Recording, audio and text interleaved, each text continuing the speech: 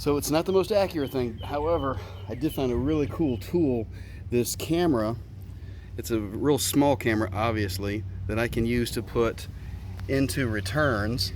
This might be easier to utilize if I were in the pool pushing it in straight. But this particular pool, for some reason, this return was off, and I don't know why. So I was going to put a camera down and see what I could find. I've already been down the skimmer over there with it. It's, like I said, it's not the greatest, but it's a really cool tool, and occasionally you find some cool stuff. We do have this link to this exact camera under the resources tab of our school site, homeinspectionschoolflorida.com. So if you're interested, check it out. It's only like $80, so it's not a real expensive tool and something neat to have.